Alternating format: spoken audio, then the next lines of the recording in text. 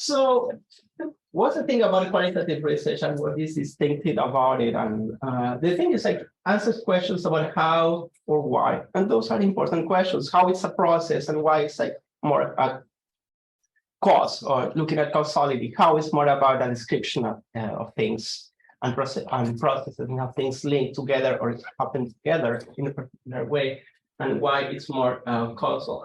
It's an inductive and open process. You build concepts, hypotheses, and theories from the analysis of the data. You start with a theory, you formulate a question, you formulate a data collection tool, collect certain data, and then you start thinking, oh, maybe my question is not the right question, maybe I have to frame the question, maybe it's totally a bullshit question that I was forced to write for this occasion, but now I realize that the things that are important for the participants and for me are these other things. So interactive, open-ended, the collection analysis process is interactive.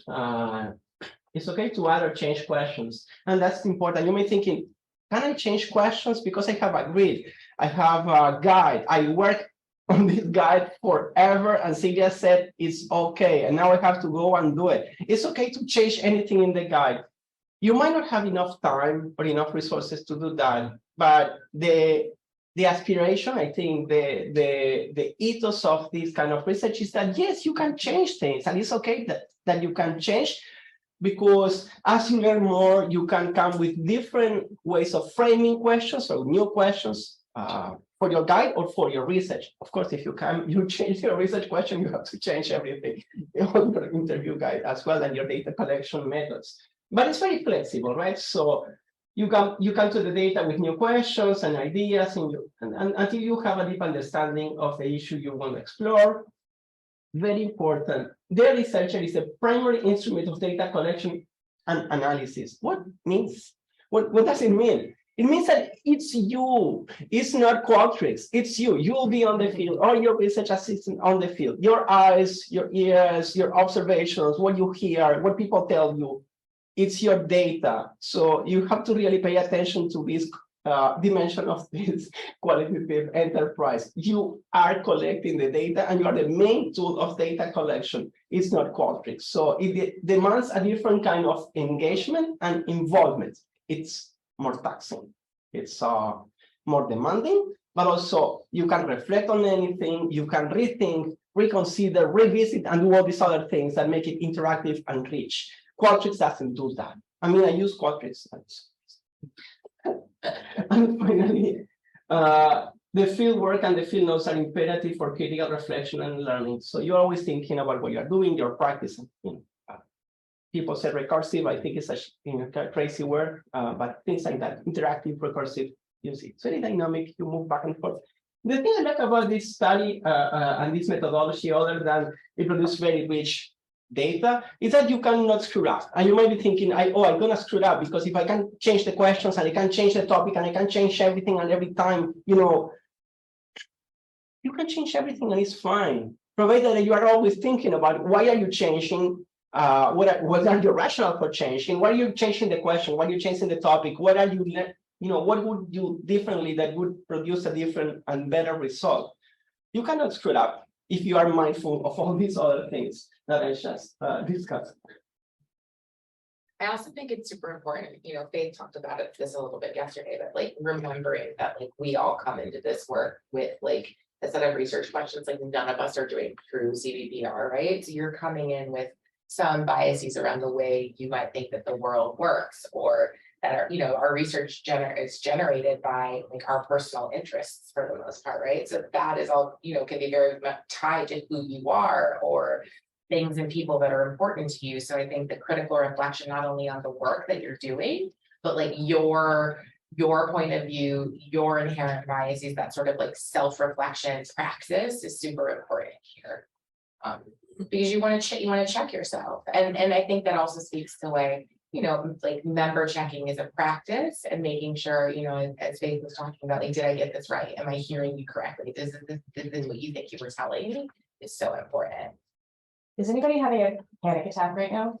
This way of thinking and this way of talking about data and research for people who are sort of trained in a biomedical paradigm and working in med schools and doing working with very quanti-epi people can sometimes like be foundation shaking.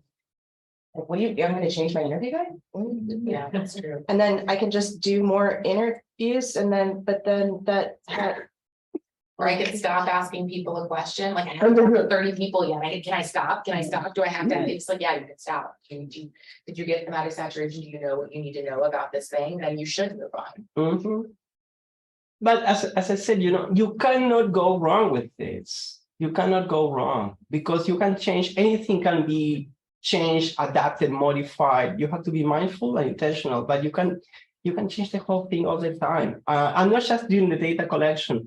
During the analysis, you can start coding in a particular way and then realize that the codes are totally useless, and then take another look and improve and change. You can. It's. I think it's really nice, but don't be anxious about it. Be mindful, be intentional, and smart about doing it. Oh, meaning making is based on understanding people, their behavior, and experiences in context. So this is what we want to understand. It says, what did you feel when you saw the free ice cream? I says, excited, a little scared. And then the researcher says, and what was that? I mean, the why, I think, right? And like learning to get people to talk about that in the context of their lives. You'll see in our interview guide slides when we get there, but I really like asking people to tell me a story, to like think back to whatever you want them to know about, and helping them get themselves in that place, in that space, and like deeply involved in their memories, and then say, okay, can you tell me that story? Because I wasn't there. Can you tell me like all of the details that you can imagine? The thing we want to understand is how people navigate their worlds, their points of view, their understandings, their perspectives, their experiences. So the meaning, right? So how they make meaning of the world they live in. So I'm gonna give you an example because this is like fun, but maybe you're not doing ice cream research. So I do research with people who check drugs, and fentanyl is all over. So I wanted to understand how they responded to fentanyl, to the arrival of fentanyl in Puerto Rico after Hurricane Maria in 2016. And I asked them, how you feel about fentanyl? And there's like two different camps. One camp said, we didn't want it, but it cures you from the overdose, from the opioid withdrawal symptoms, which are awful and painful. And now we are cool. The high is good, it's more intense, and with heroin, it goes away quicker, which means we have to hustle for more money and do more shit. So it's very demanding in that sense. They didn't like that. They like the high. They say, well, that's what it is, we are drug users. That's our drug of choice. We need to avoid the heroin withdrawal symptoms. Being sick, as I call it, like enfermo, that. The other group said, rubbish, basura, porquería, like trash. The drug dealers are poisoning us. That's not real drug. This is not real heroin. Total bullshit. So you have the meanings there, right? So that's the meaning thing. Of course, for each of you, the meanings are going to be different. But I don't want you to think about ice cream when you think about qualitative research, and when you think about the experiences and the points of view that you want to capture.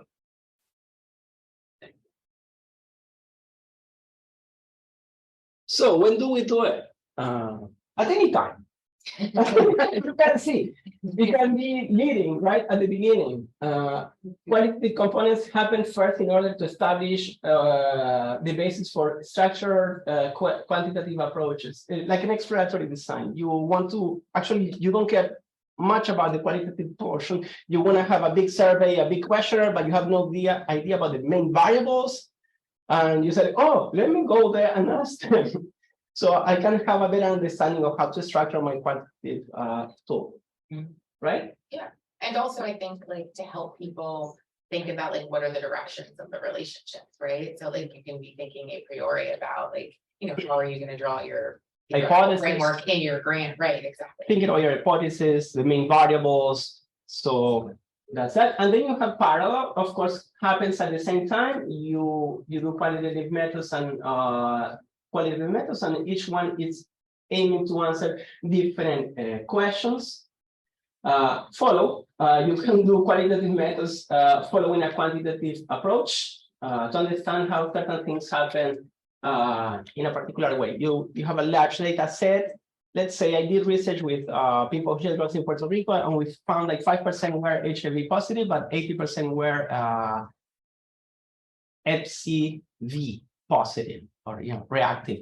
And we did the questionnaire first, and then it's like, oh, we didn't know that. So we're looking, and we found that people were not sharing syringes, but sharing injection equipment. They were just basically using the same cooker and materials to prepare the drugs. They were buying drugs together and then using together and dividing them together with the use of a syringe. So we wanted to understand more about that, and that only happened because we understood these major trends through our quantitative study. So how do we start? You don't want to rediscover the wheel. You don't want to do your research and then find out that actually there's a ton of papers out there that did the same thing.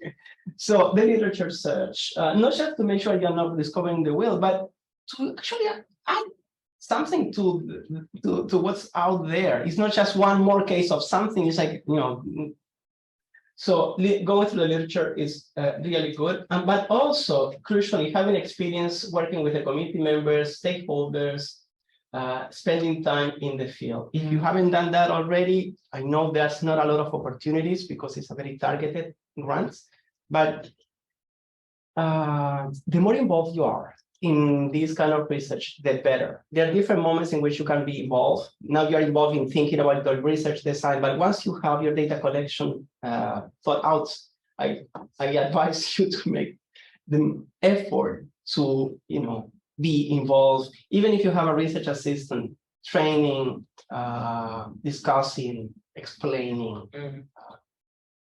And the more you understand about the population, about the context, about everything that can go wrong, because there's a lot of things that can go wrong with this. I just mentioned this data, but the better. So you have to do all these things to start. Yeah.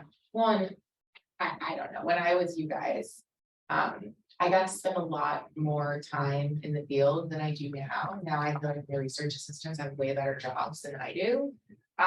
Because I'm not there, and like every single study that I've ever had came from me sitting with somebody somewhere and them saying something that like piqued an idea or was fascinating or brilliant, and I was like, well, I want to know more about that.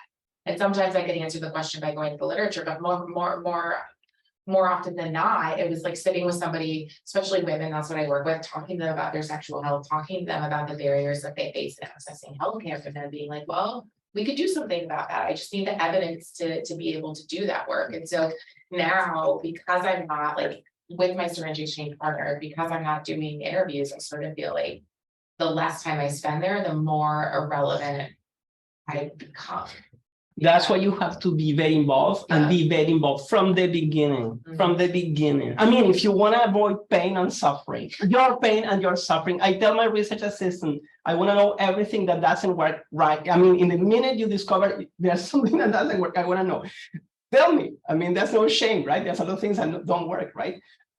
Early on, you have to, like a cavity. It's often, and I don't know your situation in your team at all, but sometimes it is the case on these big studies that there are these professional RAs whose job it is to do data collection. And then they like produce the data and then they get moved on to the next project. And so in the work that I keep talking to you about with this anthropologist that I work with, we've been training her RAs to participate in the data analysis process. Yeah. Because it became clear to us that they didn't know what was happening to the data. Their job was to get the data and move on. And I think I think it will create more meaningful work when they are participating in that process. And it creates more space for you to have conversations with them about what's going on, like cultivate their curiosity about it and to generate better data. It's really hard. It's big. Yeah, it's big. Please say more. Like, what do you mean, like participate in the whole process? They go the data, they did the interviews, they know better than you do about, what people said, what people went through, the context in which people live their lives. So, but then we're having them, we went back and did a disseminate, we did writing workshops with people. We went back with the RAs and are like doing the analysis with the RAs because because their experience, and this, like I know that this doesn't generalize to everybody, but their experience has been, I am a professional data collector. I collect the data, I do these interviews, and then I get moved to the next study. And I work on 10 different studies, and my job is to ask these questions. So we went back and did writing workshops with people, and we are having them help us write the papers. And we were like training them to write abstracts so that they, yeah, I know this is like, It's apparently a big. too, and like what your experience probably was as a doc student, or if you're training students now, like it's not, like I've never had that experience because I've never been part of a large team working in a foreign country where I had to like literally hand things off and then have them hand it back to me. I've always been able to be a little bit more involved, but it's like it's a particular job that people have. Yeah, for large project, yeah, I always try to hire people I know. So if I messed up, I know it's me. Like I screwed up, and it helps me quite a bit. Usually worked out pretty well. And there's this debate about whether hiring research assistants that are student research assistants or people with community experience. I did both. I regretted hiring a student research assistant. There are hierarchies in university and in college life that are in America unrecognized and discussed, hidden, but they're there. That creates tensions and the mental health issues our students are going through. He was a work vet. Beautiful, different expectations, different misunderstandings about where we were doing this and what would come of that research. And so that was my first one, and that's my last one. Yeah. I get people from the community that I know, and so far it's been working well. So I think I'm gonna stick with that approach. But that's just. But I think it's also about the question, right? Like if you're doing a deep dive into somebody's life, and then the idea that somebody might know anything about that life, be able to relate to that life, know where they're from, or like the drug scene or whatever, like that's, I think, really important and different than like, I'm running a longitudinal trial. I have 6 people who are there 5 days a week, like but they know they see these women every single day. They're in that community every single day. They take the L, which is the subway, like they know about that, right? They do street recruitment. So for me, letting them do interviews and then training them in the analytical process, which I'll talk about later, I think it's fine, right? It's also the fact that I'm asking people about like, how did you decide to get on a particular kind of prep, right? Like that is about a decisional like heuristics, but it's not like, tell me the ins and outs of your personal life, your sex life, your living circumstance. I mean, that stuff comes up because that's critical for why people are choosing to take one kind of a medication versus another. But I think it's inherently less intimate. And so that intimacy, I think, is part, even though it's qualitative research and that's inherently intimate, I still think it's different, right? So the question should be driving the decisions you're making about who can and why they should work on the work. Yeah. So developing the research questions, the main point is that your research question is not the questions that are going to be in your interview guide. So it begins with issue how, understand, discover, specify the phenomenon you want to explore, identify the participants, include a time component. The research questions are clear and brief, and should attempt to fill a gap in the scientific knowledge. Sometimes they do, sometimes they don't. Yeah. And you guys probably know this, right? Like research, like formulating a research question is part of our training. But it's not, I don't know that we all get that level of training around qualitative questions, asking of questions, right? Depends on the kind of program that you attended. You can always get better at asking the right questions and formulating them in the right proper way. If you're not secure about the way you're formulating your qualitative research questions, go to the papers that are related to the topic you're studying and pay attention to the way they're framing their questions. The rationale for the question, the background from the question and the problem, but also the question. Look at the question carefully and see what you can learn, what you don't like about the question, or what maybe you don't like if you don't like it. Do you guys tend to, like, I think I tend to write like what my qualitative research question was in that last paragraph of the intro. Like, I don't know if others do that, but I try and put it up front, because you're not saying, what? Upfront. Yeah, upfront, right? Upfront. Do you? Yeah, you don't want somebody to go to 20 pages to find out the research question and the rationale for that. So yeah, upfront, and then, but you see, there's papers out there, really good qualitative journals. If you're not familiar with the field, just take a look at the way they are framing their questions and the way they are arguing for the question, like building the justification for why the question is a relevant question and what's going to bring to the field. And we have examples. So I like always to tell people how to do things, because this is a theoretical but also practical, and I think we learn better looking at particular examples. I think that's yours, right? So I teach an evaluation class. So that's where this comes from, right? But this idea of like, how do men characterize the quality of their marriage after completing a marriage enrichment course, right? So it's specifying like, what do we want to know about marital relationships when after the program is completed, and the perspective, right? So men who participated in the marriage enrichment course, like it's super formulaic. But I think if you're not used to writing a qualitative research question, following that formula can be very helpful. Very straightforward. You never had, no, you know what is the research question is, and then a very similar question here, right? Yeah, the same sort of thing. So if here we're looking at, what do we care about? It's a wearable biosensor to prevent opioid overdose. What do we want to know? The risks and the benefits that people are perceiving who these men and women who use opioid overdose and presumably would benefit from a device to prevent opioid overdose. And then, this is challenging from reading good research questions. And then you have the challenge of translating the research question to the interview guide, how you're gonna actually collect data and evidence to answer the question that you have. Either, after doing this counseling, do they change their views about marriage? Is for the better, for the worse? What can you say about that? So how do you collect evidence to answer the question? So you have to develop an interview guide. Don't try to ask anything that comes to your mind. Too many questions are confusing. Minimal 8 to 10. You need some cultural translation. Avoid the jargonistic language that we inhabit. Like, people should understand your question, because otherwise they're gonna answer something that you won't be useless.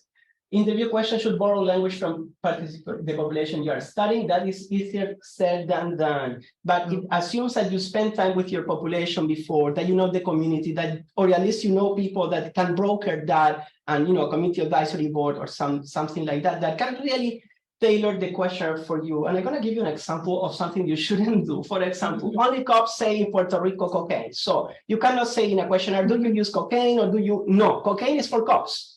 It's perico, right? So they have like Inuits, in the Arctic, they have 30 different words from snow. People who use drugs have like 30 different words from drugs, going up, going down, whatever, right? So they have many, many different words, but cocaine is never one of them. There are some words that are no, right?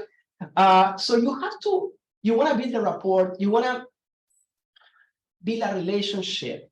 And the way in which you can do that, one of the ways is by actually using the words they use. You have to come with their own dictionary. And that's hard, but can be done, particularly if you have people with research experience and lived experience. Lived experience in particular, I think. Yeah. You also don't want to show up as like, a white researcher in Puerto Rico talking about like all of this drug jargon in a way that they're like, what do you know about that, right? So it is important. It's, Yeah, for me it was weird because I was born in Uruguay, and they were very funny character in Puerto Rico pretending to be Argentinian, so everybody was mocking me and saying Argentinian, so they knew I wasn't Puerto Rican, but also I'm not a tourist. I've been there for a long time. So yeah, the borrowing, avoid the yes or no questions, seek open and more engaging questions. A vignette would be good. I never used vignettes until I did this, but I like that. Sometimes the yes or no, the interview guide, we'll talk about the interview guide later, right? So I don't want to say much, but it shouldn't sound like police interrogation. Or a survey, right? Or a saver. Do you kill a person? Yes, no, what is your age? And do you know about this? Yes or no? No, it's open-ended, looking at the meanings and the experiences. So you want how or an expanded answer. And yes or no, of course, it's not good. So offer prompts and follow-up questions, be consistent. Be consistent. Ask the same questions to all participants. You might say, oh, wow, you say you can change questions all the time. You can come with new questions. And then you say, be consistent. It's contradictory. No, it's not. You want to get an amount of data that you can compare and a set of answers that you can compare with each other. So try to answer the same questions to everybody. If you change, you introduce the same change to the rest of your cohort or sample. So don't do that. No magic number. You go until you reach saturation. I like 40, but with COVID and everything, I've seen people going 30, 20, and I've seen really good papers in really top journals with sample sizes that are lower than 20, like 18, 16. So I think we're becoming more tolerant, more understanding of the challenges of doing research in this environment. So there's no perfect magic number, but you have to have the sense that, if you are hearing the same answer about fentanyl, for example, or about anything you are interrogating or asking, you ask 20, 30, and they keep saying, you say, oh, I heard that. Okay, then stop. Or either ask different sets of questions or, pack and leave. So people have to kind of guess what their sample size will be in advance for like proposals and grants and things like that. What factors do you consider for estimating what your sample size will be? Is it sort of like what people who've done something similar? You want to have some diversity, right? So if they're men or women, let's say for me, I know it's like 90% are men, but you want to have different age ranges and age range, different types of frequency of use, and also time of using. It's not the same thing. Somebody has been injecting for 2 years and somebody has been injecting for 20 years. So you have to look at your population and your question and see how the answers to the question and the experiences would change according to different variables. For me, these are the main variables, I think. But depending on the topic you are selecting, you might have different variables that you have to accommodate for. So you don't want like a vanilla ice cream. Coming back for the ice cream, right? So everybody male, everybody white, everybody educated, everybody this, unless you are actually looking at educated males from whatever, right?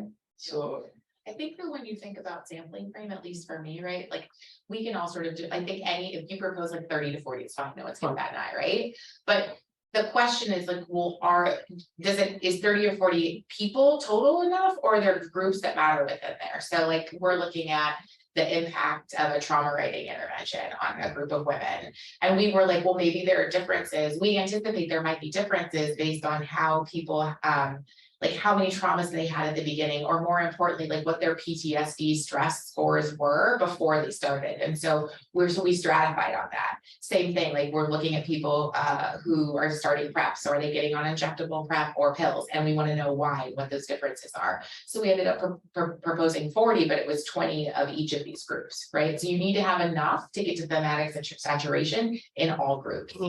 I budget for a lot more, and then if we don't use it, we don't use it. But I see people all the time say, I'm going to recruit 30 people, and they end up with like one person representing each story that they want to hear or each experience, and then you can't do anything with that. Useless. The other thing, for those of you who haven't done a ton of interviews, I think like just doing a visual scan of the data that's coming out, like it should be the case that your research assistant or you talk this much, and then your participant talks that much. Right. And so if those ratios are not lining up that way, then someone is doing something wrong. Either it's your RA is talking too damn much, either you wrote bad questions, right? Like the answer is always the team is doing something wrong, unless you get like the random participant who's just like not a great interviewee, and that's fine. That should not be the majority of what your interviews are looking like. I also struggle, this is the same on surveys, like you want to know about the thing that's most difficult, but where you stick that in the survey or the interview guide is a really difficult question, because if your stuff is long, which like in behavioral research, it can be, 45 minutes, or in the case of my enrollment interview, it's like 72 on average. It's like, well, I want to know about this thing, but you feel like you want to hold people's hand, you want to give them an opportunity to tell them a little bit about you, and then sneak in the hard stuff, but then it's like, well, I just taxed all of their emotional and intellectual bandwidth, and now they get to the thing that I actually want to know about, and they just got nothing to say. So the answer is, I guess so, but yeah, I haven't figured it out. I mean, I don't know what other people do, but it's a really. I like description. I need context first. So usually I say, well, the first time you did that, or, what was your experience? Tell me about one day, a regular day, tell me about something. And then you see it in my example. Yeah, so I like having a picture of what's going on. And then from that experience that is rooted, in their lives and their context, you can introduce whatever you want later, instead of just, tell me the first time you, oh, fuck.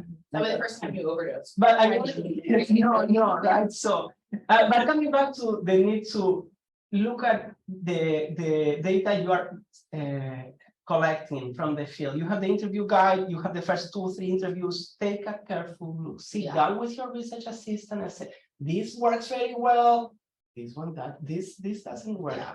What's the feeling? What do you think is not working? Exactly. What do you think you did wrong here, or we did wrong? What do you think you did right? What do you need to change? My student research assistant had lived experience. We did a research project with people who inject drugs in the Midwest, and he went totally native, like anthropologists said. He was bonding with the participant and talking for hours about his own drug binging expeditions and experiences and shit. And it's like, oh, no. And then going to a more innocuous example, I have 2 research assistants in Puerto Rico, and they love one of our participants because he's charismatic and great. And he had a dog, Draco, and I was there, with him. And they love dogs and cats and chickens and everything. So they spend 60, almost an hour talking about the dog. And after we are done with the visit, I said, Carmen, we cannot do the same thing again. 5 minutes dog talk is cool, 10 minutes dog talk is cool. And now, no. And she was pissed off with me. So the relationship with the research assistants is complicated. But it's also the case that the relationship that your research assistants, like the ones that they have with the participants, right? Like those that probably elicited much better data than if they didn't have that familiar. But right, like it's the same thing, like that self-disclosure, you have to be really, really careful. I mean, involved. When you get the first 2 or 3 transcripts of the interviews, go through them, maybe first alone, and think about everything calmly and analytically, and then with your research assistant. Be proactive. You can fix anything, you can improve on anything, but you have to be mindful. Don't wait until things go. I would say just a couple more things about this, and then it looks like Sarah has something to say. I think the best way to get good at interviewing is to listen to your own interviews and transcribe your own interviews. Yes. And that is part of and when I'm training people to do interviews for me, I make them listen and I make them transcribe the first few, and they hate it. Mm-hmm. But they hear how much they interrupt somebody, they hear how they drop the ball on a question, they hear what a good follow-up question was. Like it's really time intensive, but the best investment you can make in learning to get good at this, if it's new to you or new to your staff, is to go through the whole process, which again is like the difference between being the instrument of your data collection in this way of work versus like hiring out a survey, right? You get better, and to Alexis's point, we do this too, where I show them the transcripts and I'm like, look, you talk this much and they talk this much, we need to flip that. And then they go back and they do it again. And so and listening to yourself on the tape is so hard, but you have to do. Sometimes, yeah, it's miserable. We'll talk more about the interview guide, right? After this, but yeah, engagement and involvement and reflection. I think that's the solution to most of the problems you'll face. Okay, so I came up with this. So I wanted to give you an example about supposedly good and bad ways of asking about stigma. So what's the best way of inquiring about participants' experience of stigma? The first one, do you feel stigmatized while seeking X, let's say care or treatments or access to something? What do you think about that question? Is it a good one, a bad one, according to what we just said? No, you're saying no, right? Why not? It's a yes or no, right? So do you feel yes or no, which is useless, like kind of cop, and then stigma, as you said, of course, there's hundreds of definitions of stigma, so even academics wouldn't agree, and people might not have an idea of what stigma is, or so no, the first one is not good. Check the other ones. Can you tell me of any negative experiences while seeking X? And then if they say yes, you say what happened, when this happened, how did you feel? The ice cream thing. Do you think that the same thing might have happened to other people? That's important because it allows you to explore dimensions of stigma, racial, discrimination, different dimensions that might emerge when they say, yeah, it doesn't happen to me, but it might happen to other people, or the other way around. And did this experience make you change anything in relation to the way you seek treatment or would seek treatment in the future? Just, an example of how to come up with a question that. So, I mean, I think this is just the one thing that's valuable about this. It's like, well, here's my qualitative research question. So how to participate in this program impact the way, your confidence in your ability to select a healthy lunch. Imagine you're talking to little kids going through a cafeteria. You're not gonna ever ask them that, but you could think, what are some of the things that you think about when you're choosing your whatever you're gonna eat on the lunch line? How is this different? I wouldn't say how is your decision making practice different, but like, how is this different than before? Or like, did you think about those kinds of things before? Or were you just like, I like tater tots, and then like, now that you've thought about this and maybe you said, I have this different way of thinking about things. It's like, well, how confident do you feel in that? Do you think that, when you go to pick out your lunch, how often do you feel you're able to make the healthy choice, if that's the choice that they want to make, right? So these things then build back to how I might answer this question about like, how did participant self-efficacy change? But there's all of those steps along the way that we need to understand. Well, I want to say something about the questions now that I'm reading yours and mine. It doesn't resonate with me because those are not the real questions I ask participants, right? So these are the questions for the reviewers. These are the questions for the IRB, particularly the IRB, very middle class, somehow educated. So you want to be neat, you want to be clear, but also, no jargon, no perico there, no. Give them the refined version, the idealized version of your script, and then you go and you translate for your research assistants or with them for the real style. So I think it's also the case that like, I don't know, at this point in my life, like I have an interview guide in front of me that I spent a lot of time working on. It's more of as a point of reference, right? Like now it's just about like, can we please just have a really lovely conversation? Mm-hmm. Yeah, the interview guide. So we want to give you examples of how to build a leading question and then follow-ups. People, everybody's different. So some people are very talkative and very articulate, and they are very smart. And then they answer the question in the way you hope they would, but sometimes you just get a yes or no answer at all. So what to do in these cases? You need follow-up questions that would help the person elicit their response. Yeah. So you have one there. Yeah, I mean, I think two things about this. First, like this is just one way of setting up a guide. Some people just do a list. For me, I tend to do more semi-structured interviews. So like this is literally how I format the guide. And then there's like another place on the right for a person to take notes if that's what they want to do. But the research assistants tend to really like this because they know how to tie it back to the research question. They can look very quickly at this to see if they missed anything. And then this is just an example. So in that same trauma writing study, we've got a contingency management component for both taking your prep and you not having reactive urines for opioids and stimulants, and people earn bonuses over time. And so you're talking about any bonuses you receive for your urine drug screens. And so if somebody, I think what's, in each of these, right, there's opportunity for exploration. So I received all of them. Well, how did that make you feel, right? Because you can imagine somebody might feel really accomplished if they were recruited into a study because they had injected drugs in the last 6 months and they managed to not use stimulants or opioids over 6 months. And in our study in particular, you can get paid for stimulants or opioids or both. So again, I think that there's a really cool opportunity to think about, oh, wait, you got all of your stimulant bonuses, but none of your opioid bonuses. What's that about? Like, what's going on? Like, right? So there's really cool opportunities there. And so you ask this, and then you can say, well, how did you feel that first time? Right? Because you can imagine that like sense of accomplishment, that getting that extra cash, like all like relief, because you can go buy tampons, whatever that is, right? And then what about on the weeks that you didn't receive any? Particularly for people who had received some and then didn't get one, like you could imagine how that would be very emotionally fraught. So that's an example of how like we would start a conversation and then come back to it. So you need follow-up questions and then follow-up questions. So design an interview guide, it's time intensive. You need information, you need data, you need context to ask good questions and good follow-up questions. The thing about the takeout, what's the takeout?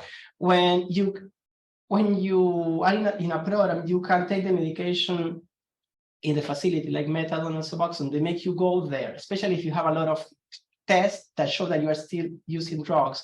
But if you are not using drugs and you are not showing positive drug tests, they let you get an allowance. So 1 week or 2 weeks or even a month of methadone and Suboxone. It means instead of going every day, including over the weekends, you only go there once a week or once a month or once every 2 weeks. So that's the take home. You avoid all the humiliations and shit that make you go through when you have to go to the facility every day. So the take home is that. How do I know that? Well, because I've been there for long enough. You need you need all these things to make good questions or good follow-up questions. And I think it's not rocket science. Very practical. And I think people know about their experiences. So when you ask them about what happens, they know what happens. They go through it and how they feel about it. They know because they have feelings about it, either good or bad. So these questions. I want to check the time, but also in our setup for our interview guide, like one of the things that we like to say to people is like, in this interview, you will be the expert, right? Like we just want to know what you have thought or felt or experienced. And saying that to somebody who never gets treated like they're an expert in anything, I think is very validating, and it sets the stage for a nicer conversation. Okay, you did the interviews, 20, 30, 40, whatever. 1 year long interview produces like a shitload, like 20 pages. And it adds up quickly, right? So multiply 20 pages for like 40, you have a file, right? So what do you do with the file? You transcribe them, do you translate them? Is it in there?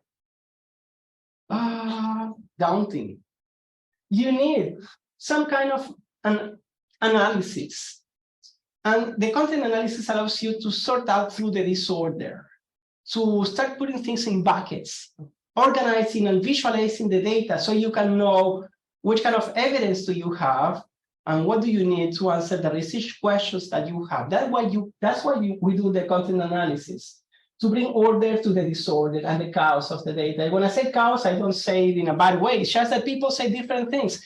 I did a study about the effects of COVID-19 on the drug market. Some people would say, oh, heroin, nothing, forget about it. It was all fentanyl. Other people would say, no, there was heroin here, still available, but very expensive. Others would say, no, it's methamphetamine that is missing, or the other way around. So people, they're not cheating or they're not lying to you, but based on where they are at and their own needs and their own experiences, they have different interpretations of what's going on. So how do you sort everything out?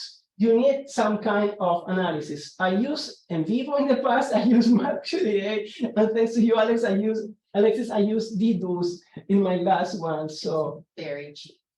If you don't use it, you don't pay for it. The months you are not using it, you don't pay for it, which I think is great. And if you have many people coding at the same time, you can totally do that. But if let's say you have 5 people in the team and only one codes that month, you only get 1 bill. Yeah. The other thing that's nice, or one of the ways that we use it, is like I'll have my 2 RAs code alone. They'll then have a conversation about where they agree or disagree, and then they go back and they reconcile that under my username, and that's then there's like a final data set that we're working from.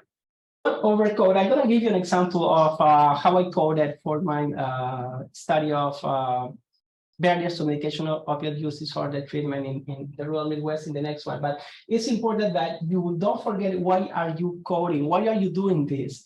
Is to be able to visualize and understand what's in the data. And if you overcode, which I mean, I show you what I mean in a minute, it's going to be useless. Use a code book to ensure consistency, particularly if you're using or coding in teams. And after you go through your examples, maybe I'll talk a little bit about this, Okay. like more rapid qualitative approach that we've been taking, using like Excel, which I think has been really nice for helping us stay closer to the data and being able to move through it quickly and make changes quickly. So maybe I went on a slide for it, but I can tell you about that once you do your thing. Oh, that's risks, right? So a code book, it's a pain in the ass. It's a real pain in the ass. But if you're coding in teams, you want to make sure you're coding or attributing the same codes to the same data, right? So let's say perceived risks, that's the definition. Negative consequences related to or caused by research participation. Examples include illness, physical harm, emotional harm, financial cost.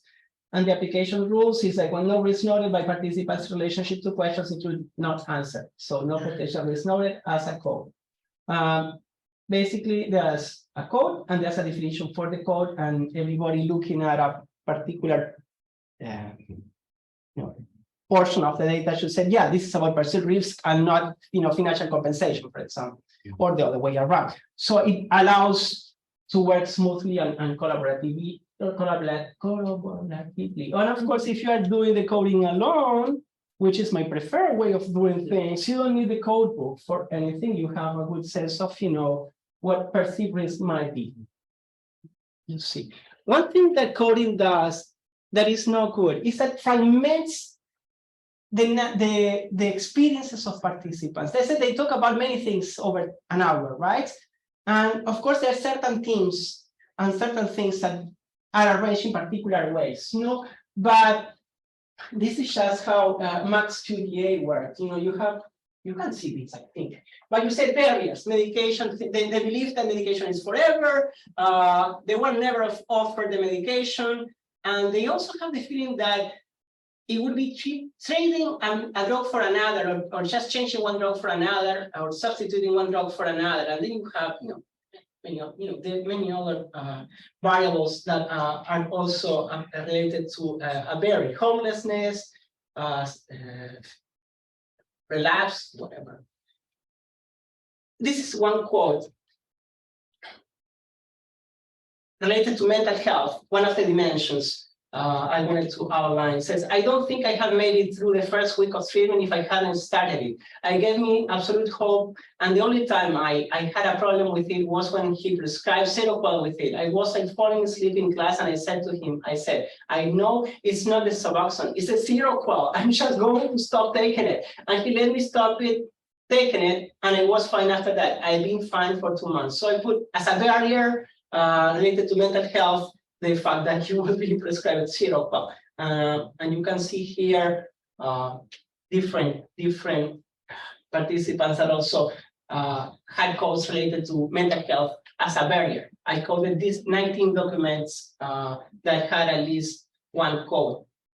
But what coding does is that it summarizes all this passage into one code: mental health barrier to treatments, to methadone.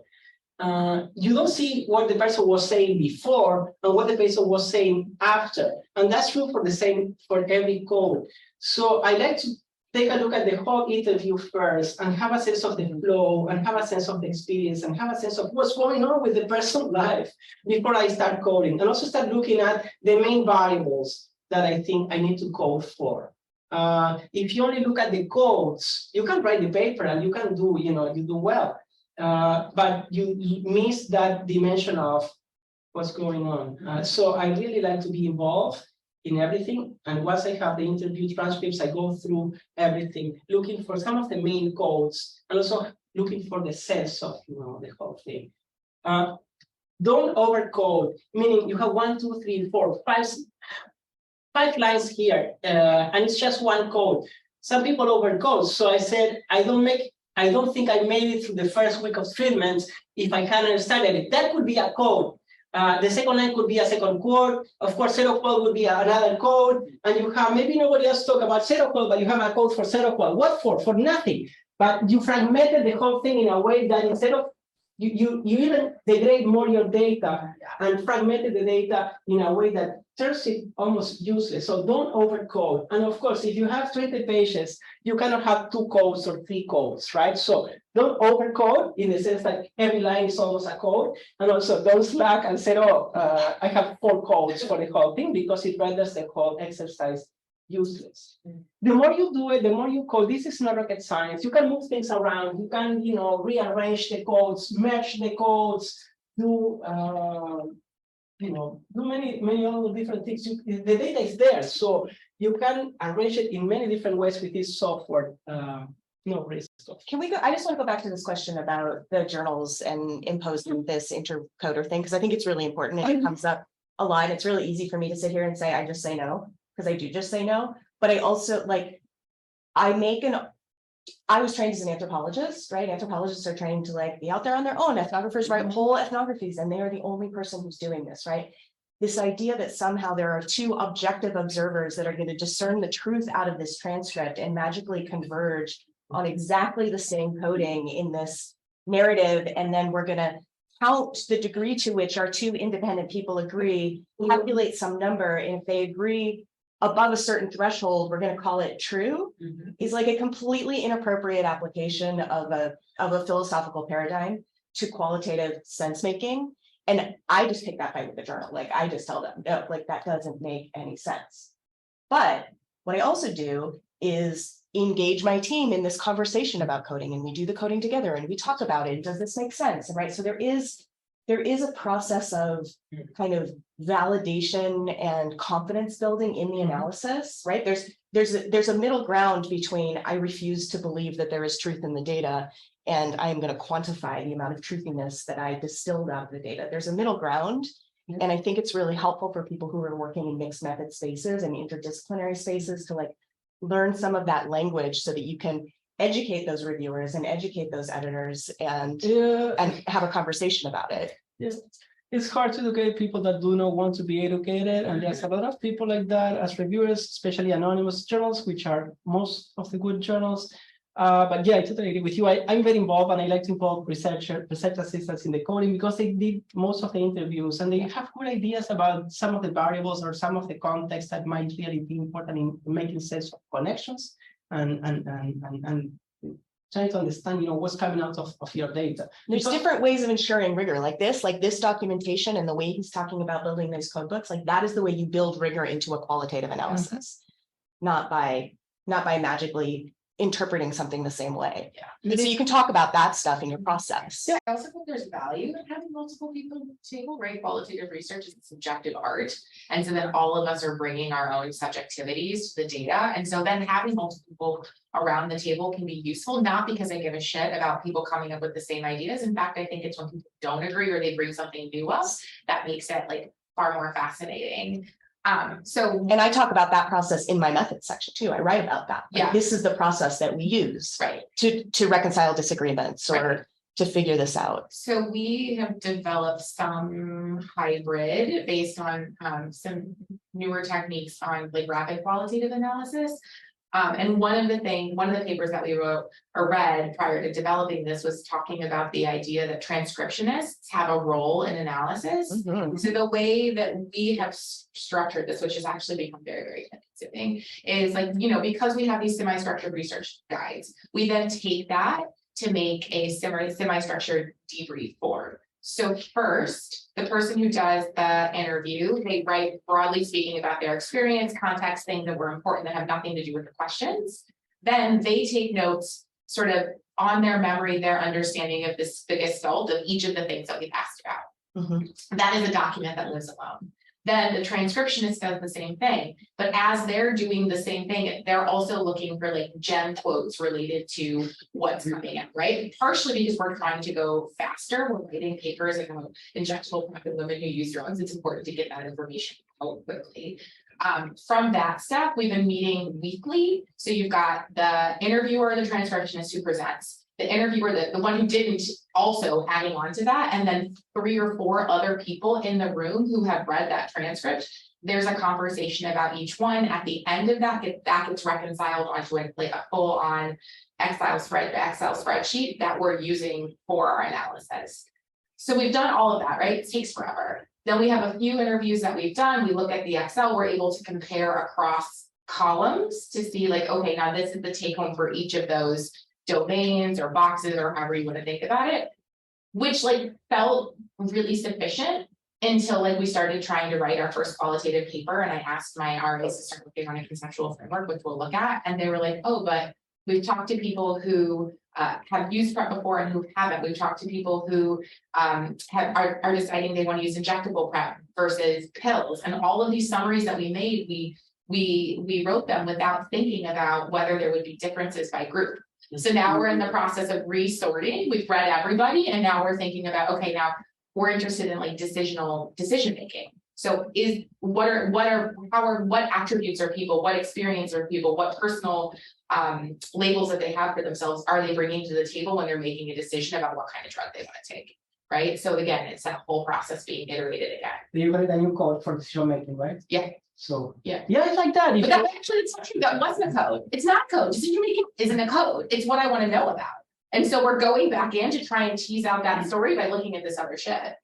Oh, you could write that, but you could write a code later on, and that's actually you can always do that and see what's how things get grouped under decision making, and then you have all the data about decision making right there, and you can take a look at that. Yeah. So there's a lot of things you can do with this, but also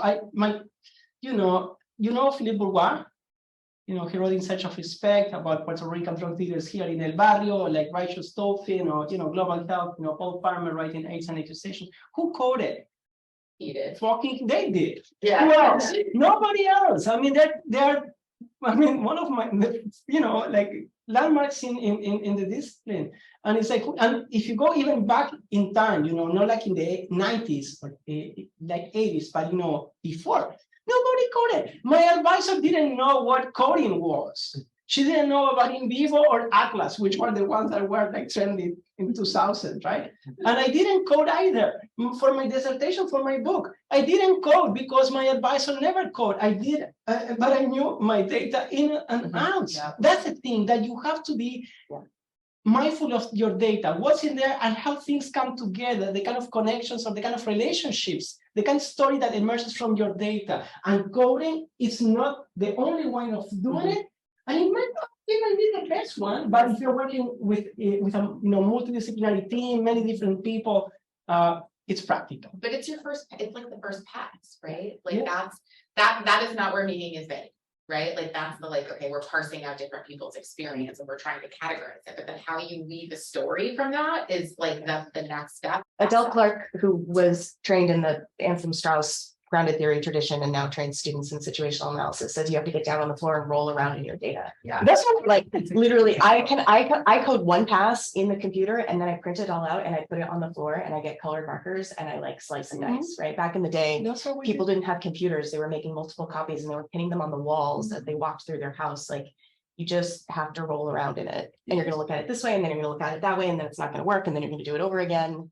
Then you come back and you start doing something like this, trying to come with some kind of picture or representation of how variables relate to each other, how things relate to each other in terms of coming with an explanation or a description of things. We went back and visited a conceptual framework as a theoretical framework. It says conceptual framework, though we prefer theoretical framework, just saying that's with the way that you're generating a theory about the way that the world works.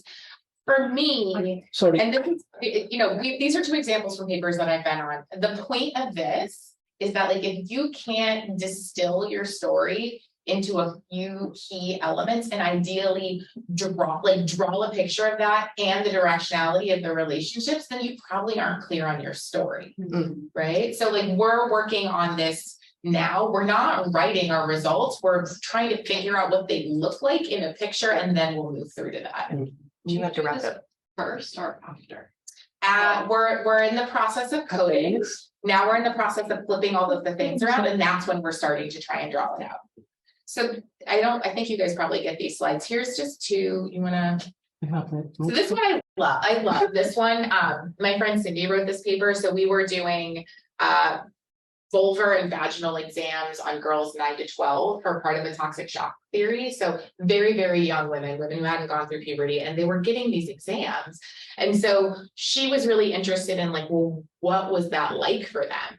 Right. And everybody came away with this idea of like, this is weird, right? Weird. Like, And that was probably a code. but like mom knows about this, right?